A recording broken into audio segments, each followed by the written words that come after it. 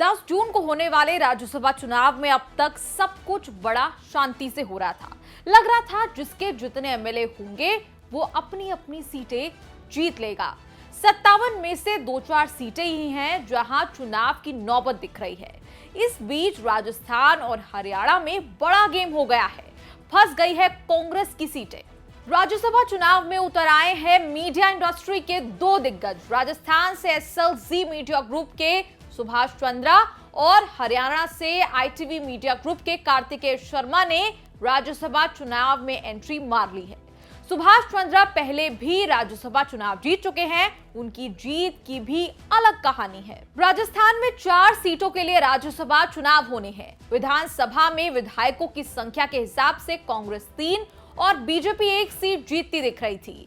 Subhash Chandra BJP के समर्थन से बतौर निर्दलीय उम्मीदवार राज्यसभा चुनाव में आए हैं। इससे 4 सीटों पर लड़ने वाले उम्मीदवार 5 हो गए हैं। कांग्रेस से रणदीप सिंह सुरजेवाला, मुकुल वासनिक और प्रमोद तिवारी ने पर्चा भरा है। बीजेपी ने घनश्याम तिवारी को ऑफिशियल उम्मीदवार बनाकर निर्दलीय सुभाष चंद्रा को समर्थन दे दिया है।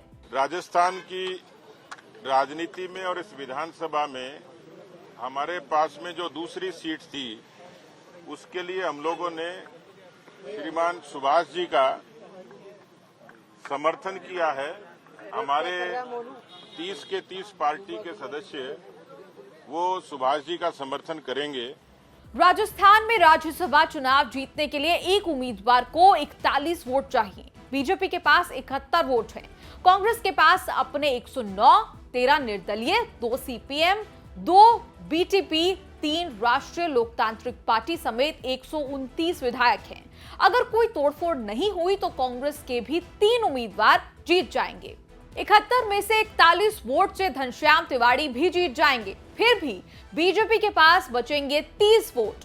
ये 30 वोट सुभाष चंद्रा के काम आएंगे, लेकिन उनकी जीत के लिए 11 वोट और चाहिए होंगे। ये 11 वोट कांग्रेस में फूट से मिलेंगे या गठबंधन पार्टनर से। जीत पक्की मान रहे सुभाष चंद्रा ने नामांकन भी भर दिया और जयपुर के मोती डूंगरी में पूजा पाठ भी कराए। मैं अपना काम कर्म करने आया हूं और मैं समझता हूं कि मैं जीतूंगा। सुभाष चंद्रा वही हैं जो 2016 में हरियाणा से बीजेपी के समर्थन से निर्दलीय राज्यसभा चुनाव लड़े थे। तब डिफरेंट पेन इस्तेमाल करने पर 12 कांग्रेस विधायकों के वोट रिजेक्ट हुए थे और सुभाष चंद्रा जीत गए थे।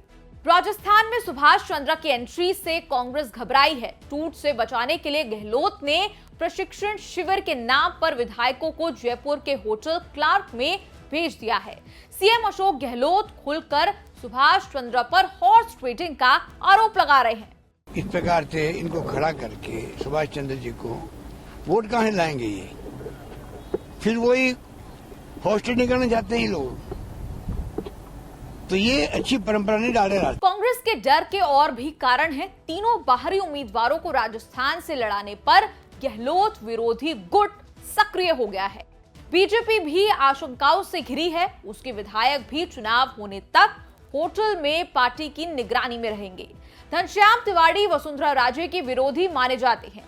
वसुंधरा को शांत करने के लिए उनको ही तिवारी का प्रस्तावक बनाया गया है। तिवारी समेत कई नेता वसुंधरा से मिलजुल रहे हैं ताकि उनका मूड खराब ना हो। हरियाणा में राज्यसभा की 2 सीटों पर चुनाव है। कांग्रेस से अजय माकन, बीजेपी से कृष्णपाल पवार उम्मीदवार हैं।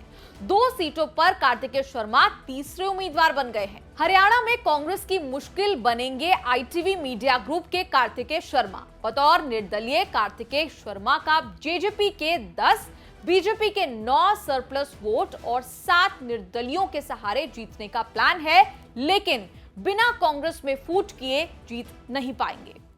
तीसरे उम्मीदवार के तौर पे कार्तिक शर्मा ने आज नॉमिनेशन फाइल किया है और हमारे सभी विधायकों ने उनको समर्थन दिया है।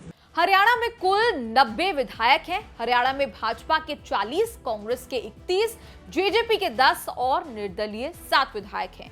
पहले उम्मीदवार की 31 वोटों से दूसरे की जीत 30 वोटों से होगी। बीजेपी के कृष्णलाल पवार तो आसानी से जीत सकते हैं। मैच होगा अजय माकन और कार्तिकेय के बीच। टिकट नहीं मिलने से कुलदीप बिश्नोई, सैलजा गुट भी नाराज है। हरियाणा कांग्रेस में 2016 में भी सुभाष चंद्रा के लिए भीतरघात हुआ था।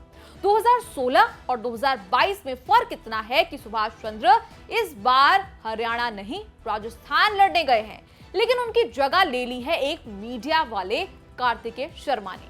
ये वीडियो आपको कैसा लगा कमेंट्स में लिखकर बताएं और देखते रहिए न्यूज़ तक।